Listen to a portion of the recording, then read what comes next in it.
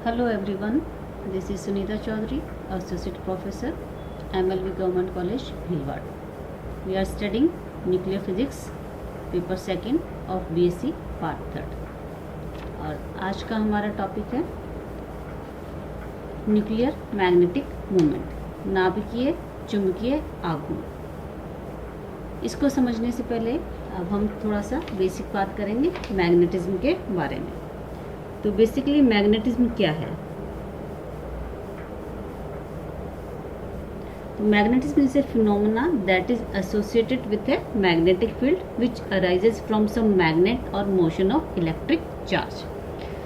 एक पार्टिकल की बात करते हैं जिसपे प्लस क्यू चार्ज है। अगर ये स्टैटिक है, रेस्ट पर है, तो उसके अराउंड एक फील्ड क्रिएट होता है जिसको हम कहते हैं इलेक्ट्रिक फील्ड। कोई दूसरा चार्ज पार्टिकल अगर इस एरिया में आता है तो वो एक फोर्स एक्सपीरियंस करेगा। नाउ अगर ये चार्ज पार्टिकल मोशन में है, when electric charges in motion, या फिर हम बात करें कि करंट फ्लो हो रही है, तो इस केस में इलेक्ट्रिक फील्ड के साथ साथ एक एक्स्ट्रा फील्ड भी जनरेट होता है जो होता है मैग्नेटिक फील्ड। दैट मीन्स ये बिहेव करता है एक मैग्नेट की तरह।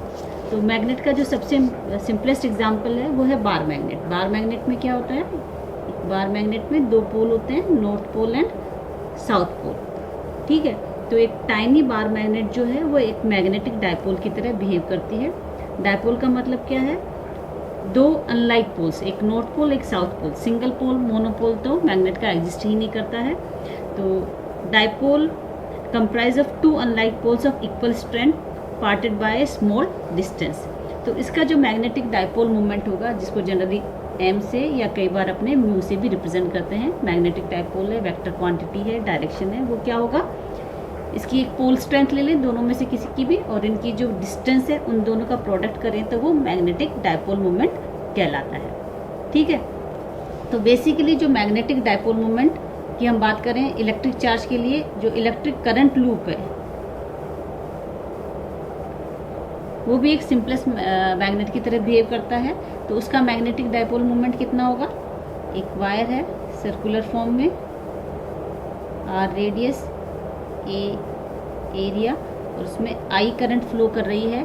तो करंट की डायरेक्शन के हिसाब से इस डायरेक्शन में आपका मैग्नेटिक मूवमेंट म्यू होगा। तो मैग्नेटिक मूवमेंट म्यू और m it gives equals to I cross A के बराबर। ठीक है ना, product of current flowing and area. इसकी यूनिट क्या हो जाएगी? एम्पियर मीटर स्क्वायर, या फिर इसकी यूनिट को हम जूल पर टेस्ला में भी लिखते हैं। तो बेसिकली जो मैग्नेटिक डायपोल मूवमेंट है वो क्या डिफाइन करता है? वो उस मैग्नेट की, या जो इलेक्ट्रिक चार्ज मोशन में है, जो मैग्नेटिक फील्ड जनरेट आउट कर रहा है, उसकी मैग्नेटिक स्ट्रेंथ को रिप्रेजेंट कर रहा है। ठीक है ना, जो ऑब्जेक्ट मैग्नेटिक फील्ड प्रोड्यूस कर रही है उसकी स्ट्रेंथ और ओरिएंटेशन को रिप्रेजेंट करने के लिए जो फैक्टर होता है वो मैग्नेटिक मूवमेंट होता है। तो किसी एक्सटर्नल मैग्नेटिक फील्ड बी में अगर इसको हम पुट करते हैं तो इस पर एक टॉर्क अप्लाई होता है जो इसके बराबर होता है। ठीक है, तो ये क्या है? This is acting on dipole. External आपका टॉर्क एक्सटर्नल मैग्नेटिक फील्ड के कारण ये आपका मैग्नेटिक डायपोल मूवमेंट है। ठीक है ना, अब हम बात करते हैं अपनी टॉपिक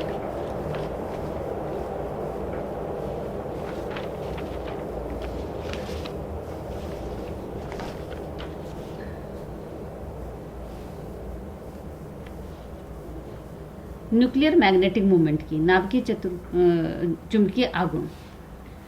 जैसा हमने देखा कोई चार्ज पार्टिकल है, अगर जब वो मोशन में है, अब यहाँ पर मोशन जैसे हम ऑलरेडी पढ़ चुके हैं, दो तरह की motion, orbital motion, spin motion, कक्षीय गति और स्पिन गति।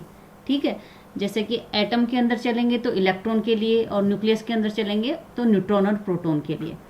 तो उनकी इन मोशन के कारण उनका एक एंगुलर मोमेंटम जनरेट होता है, और उसके कारण जो उनका एक मैग्नेटिक मूवमेंट है that will be proportional to angular momentum, जिनके कारण वो जनरेट आउट हुए हैं, प्रोड्यूस हुए हैं।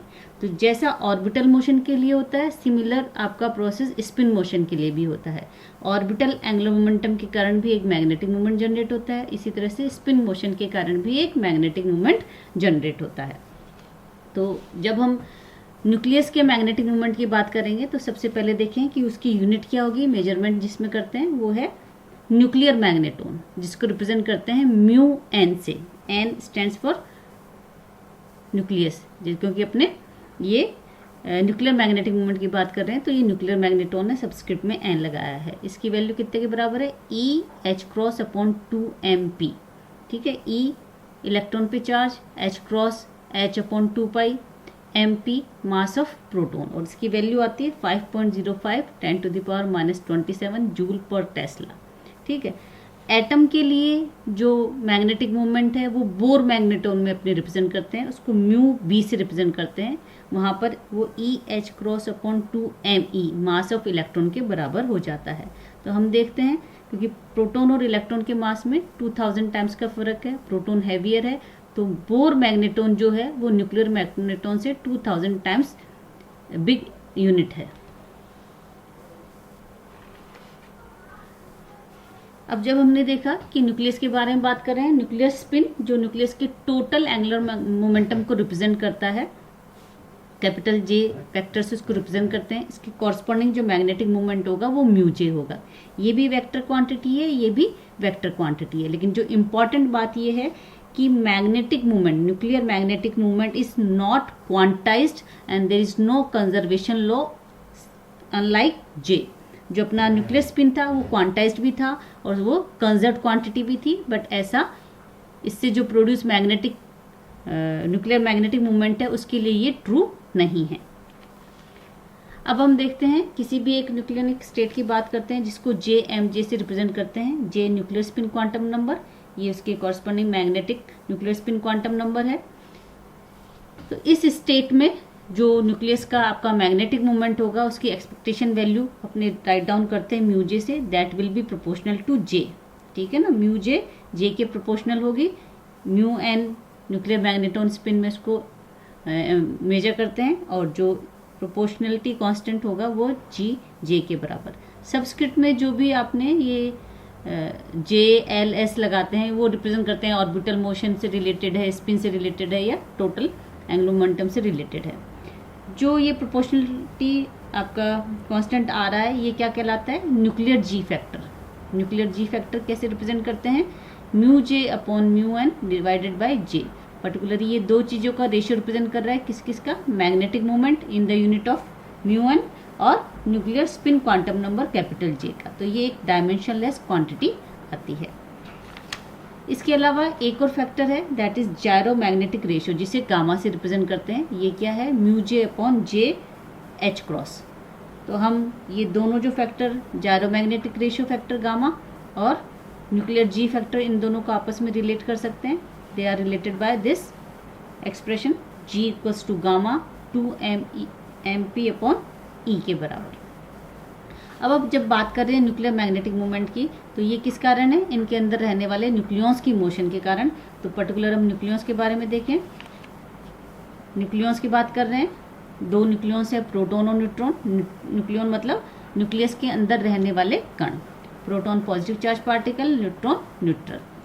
इनके लिए जो जी फैक्टर है उसकी वैल्यू कितनी आती है, जी के प्रोटॉन के लिए प्लस में 5.5 और न्यूट्रॉन के लिए माइनस में 3.8।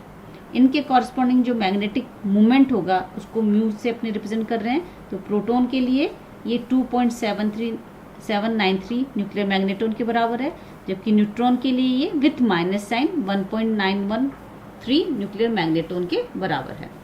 ठीक है, अब ये जो चीज आ रही है ये माइनस साइन क्यों आ रहा है, और न्यूट्रॉन आपका न्यूट्रल होते हुए भी उसके कारण मैग्नेटिक मूवमेंट क्यों जनरेट हो रहा है कि वो चार्ज पार्टिकल तो है नहीं। तो इसका रीजन क्या देखने को मिलता है कि जो प्रोटॉन और न्यूट्रॉन है वो बेसिकली और एलिमेंट्री पार्टिकल से मिलकर बने हुए हैं जिनको अपने कहते हैं क्वार्क्स।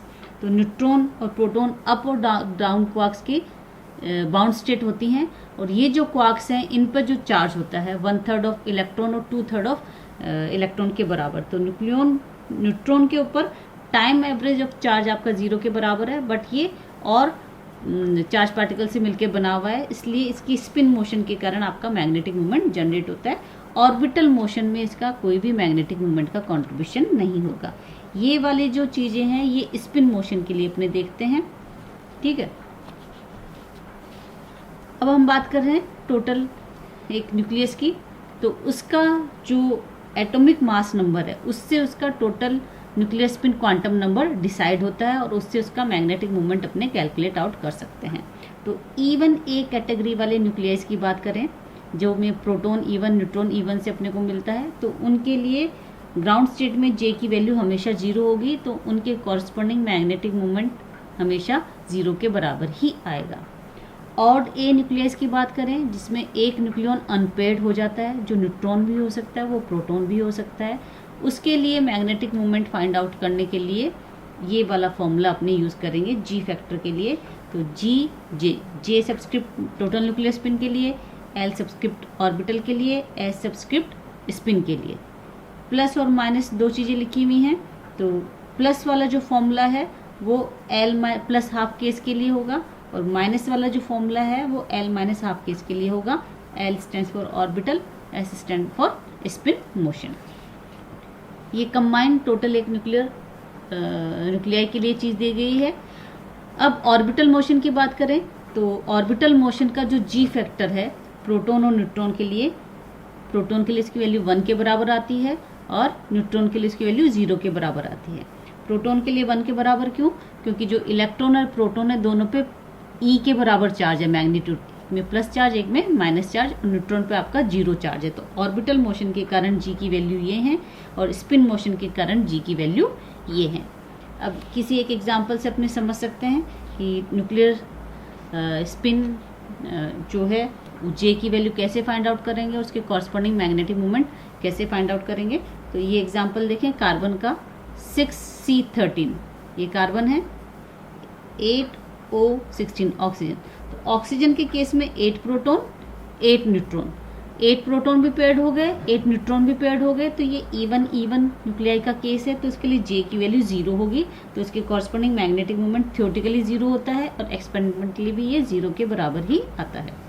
कार्बन के केस में 6 प्रोटॉन है, वो पेयर्ड हो गए लेकिन न्यूट्रॉन आपके साथ हैं, तो जो 7th न्यूट्रॉन है वो किस स्टेट में होगा, उससे इसका nuclear spin quantum number decide होगा और वो आता है 1/2 के बराबर। ठीक है, ये L माइनस हाफ का केस है, तो यहाँ पर G का फॉर्मूले में GL minus GS minus GL/2L+1 फॉर्मूले से G की वैल्यू कैलकुलेट होती है और म्यू J की वैल्यू प्लस 0.7 न्यूक्लियर मैग्नेटोन आती है, जो कि एक्सपेरिमेंटल वैल्यू के काफ़ी क्लोज है। तो इस तरह से हमने देखा एक न्यूक्लियस की एक और इम्पॉर्टेंट प्रॉपर्टी आज हमने स्टडी की, that is nuclear magnetic moment, जिसका मेजरमेंट के लिए यूनिट अपने यूज करते हैं न्यूक्लियर मैग्नेटोन। थैंक्स।